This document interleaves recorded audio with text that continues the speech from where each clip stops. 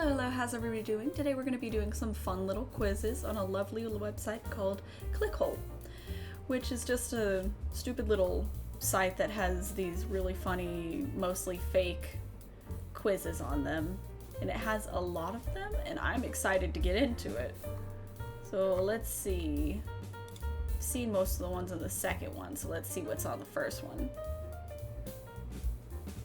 Alright. I want to know if we can successfully smuggle a fun-sized Kit Kat into a movie theater. Get out of here.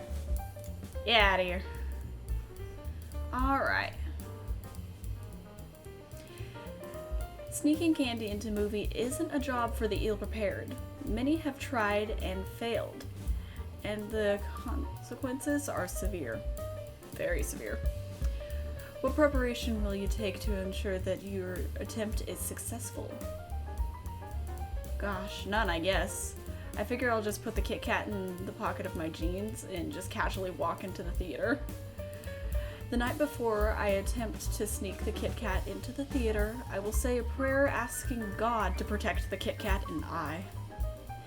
I'll do a lot of push-ups and jog with one of those weighted vests, getting into the best shape of my life, and also I purchase a top hat that has plenty of room for a Kit Kat underneath.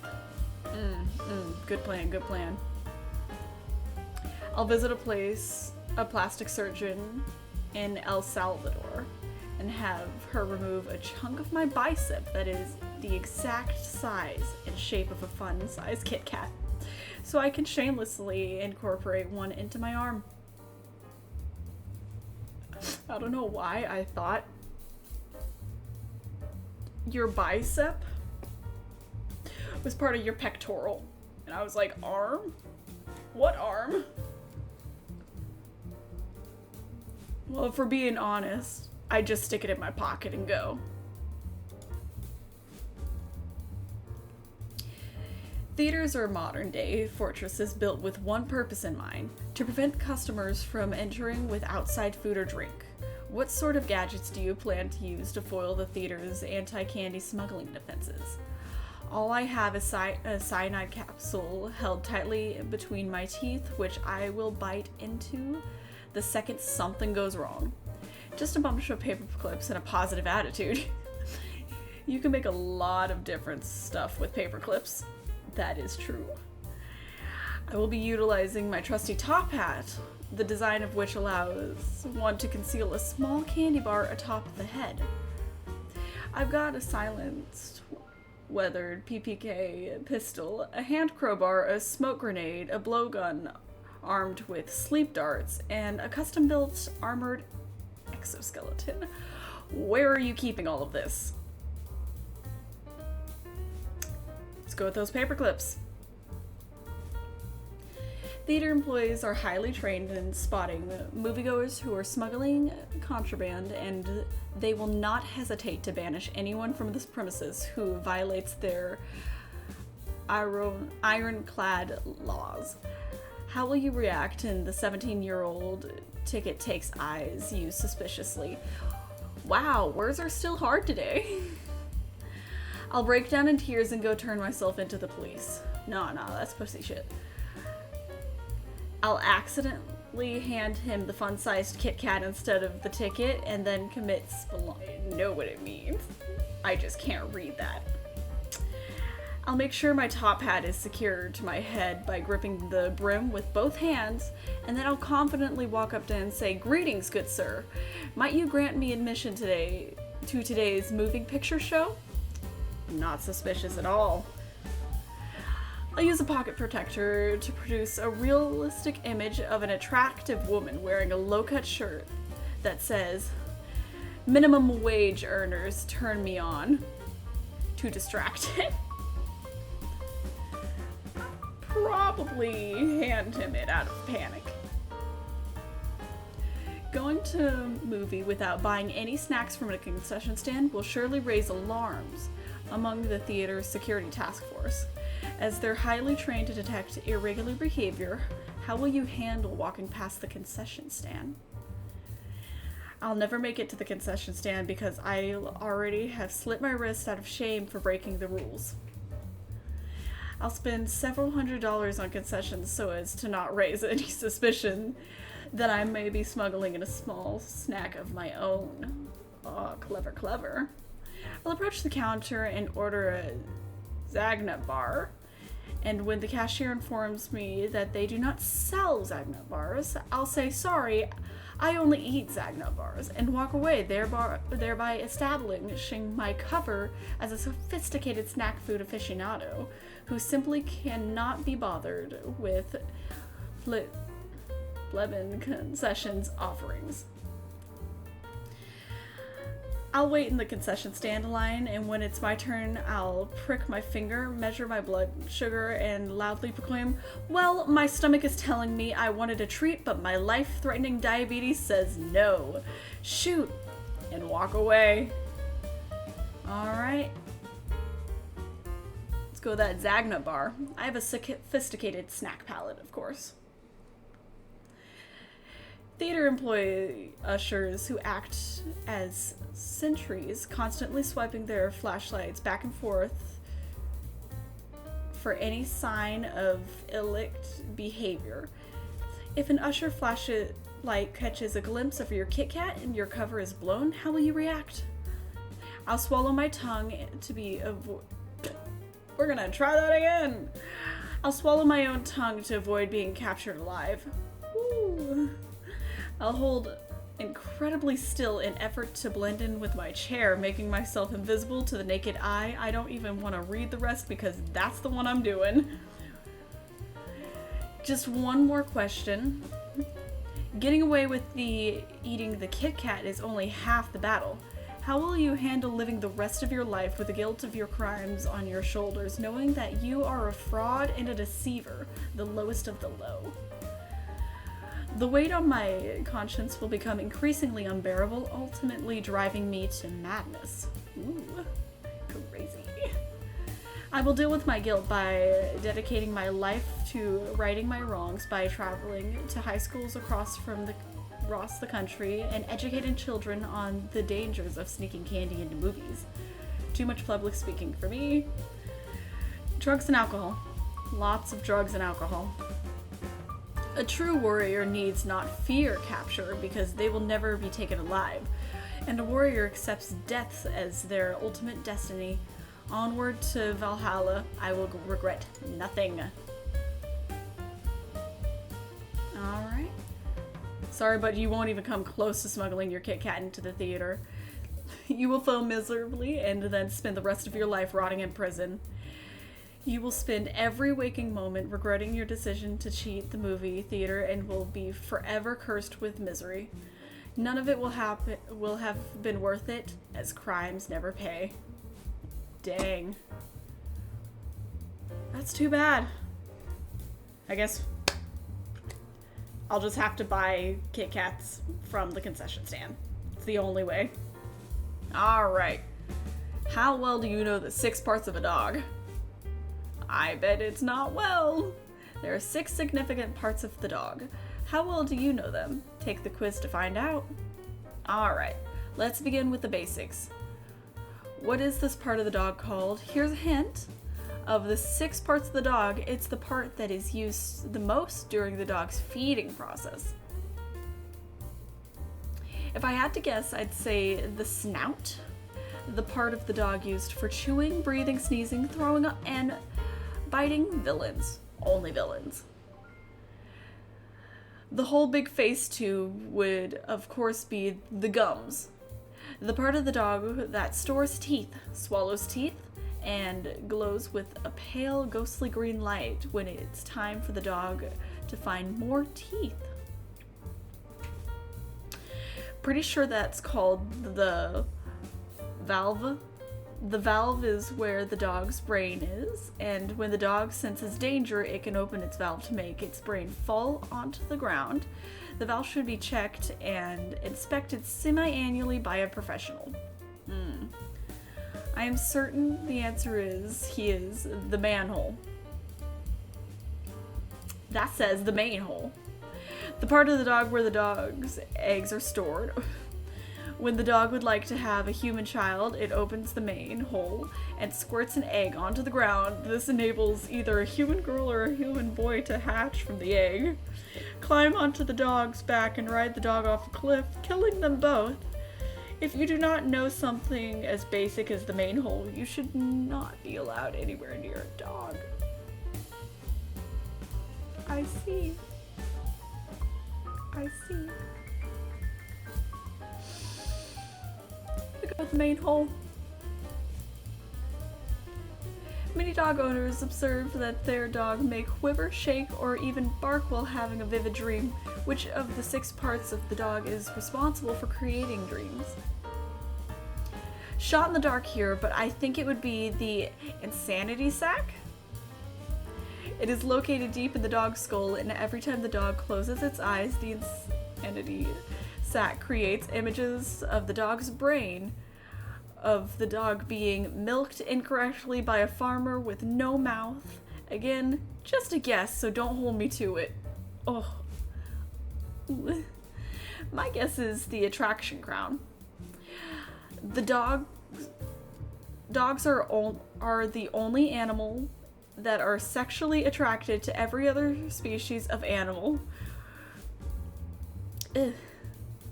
So whenever they move while asleep, it's an indication that they're having a dream about seeing a naked bear or duck, which makes them do a small sleeping dance of sexual joy. Ugh. Ugh. I remember hearing somewhere that the dog's dreams come from neurons firing off in the ignition wires, which are located inside the central primary part of the dog. It's obvious that the acid... It's obvious. That's the acid bug, of course.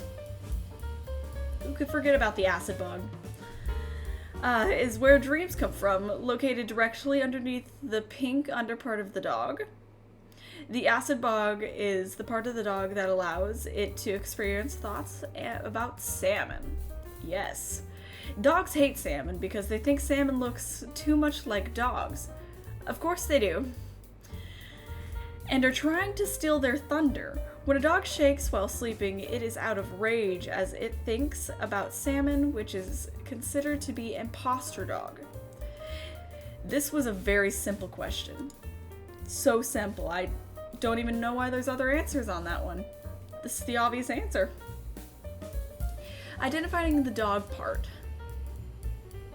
This dog part right here. Hint, it is one of the 6 parts of a dog. That's a good hint. This might be dumb, but I think it's the ground penis.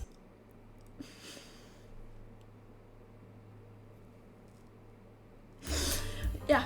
The ground penis is very similar to the dog's sexual penis, but the ground penis is used for stability and balance instead of for sexual intercourse and swatting away dragonflies.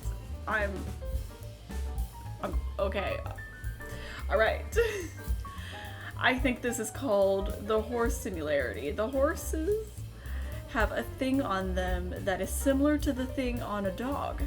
And that's the only similarity that dogs have with horses. You're right there. You're right. When you're right, you're right. My guess is going to be the combustion hose. Oh.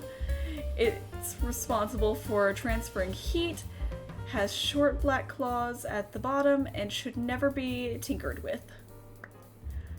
It is plain to see that this part of the dog is known as the Mondo nipples. What are the Mondo nipples? Enlighten me. Which are always massive and strange, because every dog is always pregnant and not fun to look at. I am growing frustrated with how easy this quiz is. Oh, okay. So ground penis, horse similarity, combustion hose, or the Mondo nipples. I'm gonna go with combustion hose. And identify this part of the dog, this area right over here. It can be found upon the dog. I feel like I remember this one being the bad palm. It is similar to the human palm, but it cannot cup or anything, so everything you put in it immediately falls out. It is essentially useless for the dog. I'm almost certain that this one is called the saddle. This is the part of the dog that functions solely as a place to put tools, ropes, and smaller dogs that you want transported. Headrest. I have never been more confident than I am in declaring that this is one big gill, which dogs use to inhale, exhale, and cough all at the same time. We're gonna go with the headrest. While it slightly differs from dog to dog and breed to breed, all canines store the potential for massive amounts of energy in which part of the dog is energy created and stored. Please don't hold me to this, but I think the energy comes from the meats, which are stored directly under the dog's hair, which the dog needs energy. When the dog needs energy, it burns its meats, which sends all the energy all the way down to the ground penis, and try to muster up the energy to get the dog to walk upright, which is always trying to, but can never quite get. I thought energy was created and stored in the dog's crusts, which are similar to human eyes, but far wetter and more gunked up. When dogs create energy, their eye area will become goopier than and they love it. Oh, that's gross. I think energy comes from the filter stored deep under the dog's hair. Okay, another one under the hair, which turns all the dog's aggression and anger from not being allowed to go to the bathroom whenever it wants into protective energy of running and chewing. Of course, the dog's energy is in their open clamps, which are located just under the dog's locked clamps, which are deeply blown. Okay, so 3 below the hair. It makes me upset to think some people are getting the easy questions incorrect. Alright, we're gonna go with the crusts. And now at last we have reached the final question about the sixth part of the dog. I can't believe it's only 6 questions in. I feel like I'm 20 questions into this quiz. Here it is. Dogs can birth to I'm so butchering this, 10 puppies at once. Which part of the dog is responsible for reproduction and birthing? Alright, we got this. I think I remember reading the dogs are pregnant all of the time and will occasionally squirt puppies into the world out of part of the dog that is known as the gap. The gap opens once a year, usually during the autumn solstice. While the gap is open, puppies can crawl out of the dog, but sometimes geese, raccoon can crawl in. If a raccoon or goose crawls in the dog's gap, the dog must spend a year using enzymes to turn the geese and raccoons into puppies. Scientists call the part of the dog responsible for birthing the big secret, because nobody knows where it is. I believe the dog produced life from the engine major. Not to be confused with the engine minor, which is responsible for killing the dog immediately if somehow manages to live to its 40th birthday, which is simply too old for a dog to ever be. Dogs are never created or destroyed. There are just enough dogs around that everyone can have 1 or 2. Dogs do not give birth. There doesn't need to be any more of them. This quiz has been so easy, and I'm mad that I even wasted my time. We're gonna say it's the big secret. Alright. You know nothing about the 6 parts of the dog. You've displayed in really off-base knowledge of the 6 parts of the dog, and your overconfidence and pompous attitude makes your terrible performance seem that much worse. While it's definitely in your best interest to study up about the 6 parts of the dog, just so you're not running around and spewing incorrect nonsense about it into the world, please don't feel like you need to circle back and take the quiz again. We could do without your whole deal. Alright, well that was fun. Now we know more about dogs than we've ever known before. Alright, I think we'll do one more, and the final one is gonna be, are your legs fucked up enough for my risky leg cream trial? Let's find out. How fucked up are your legs? They are unfortunately not fucked up at all. Now that you mention it, one has a ponytail. So fucked up that people often think my legs are a pair of English Springer Spaniels. I'm sorry, so fucked up that often people think my legs are a pair of English Springer Spaniels that I am walking. I'm gonna guess those are dogs. So fucked up that my father strapped me to a workbench when I was 12 and tried cutting them off with a circular saw. Ooh. Ooh. How fucked up are my legs? Now that you mention it, one might have a ponytail. For this trial, your legs need to be an incredibly abstinent and... For this trial, your legs need to be incredibly absorbent, as the cream can be very dangerous unless it's fully sucked into the pores of your skin. How absorbent are your legs? Not absorbent at all, something I'm often teased for in my workplace. Absorbent enough to absorb most... What is this? Salves is the word for an ointment. Got it. My legs are thirsty little sluts for guzzling creams and bombs. Oh, you know it. One of them once absorbed an entire pair of shorts. Again, just to be clear, the FDA not only hasn't approved my cream trial, they are also actively trying to kill me, and I have to keep switching identities to stay one step ahead of them. Just wanted you to know that. Have they been saying stuff in between? Not on the first one. This cream is known to melt sidewalks, bathtubs, and glass. If your legs were to get melted, would it improve them? No, sadly, they are better off not being melted. It depends on exactly how melted we're talking here. Strangers often tell me I should try melting my horrible legs. My doctors melt them all the time, but they just unmelt the second he shuts off the melting torch. Depends on how melted we're talking here. I need to know some more specifics about how fucked up your legs are, because the UN has technically classified the cream as a chemical weapon. How pant-like are your pants? I'm sorry to say I'm wearing Wranglers in 32x32, which are pant-like as pant-like comes.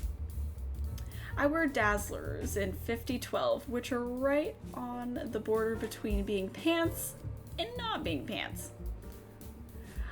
I wear Bruislers in 45 feet times 112, which the EPA does not allow to be legally sold as pants.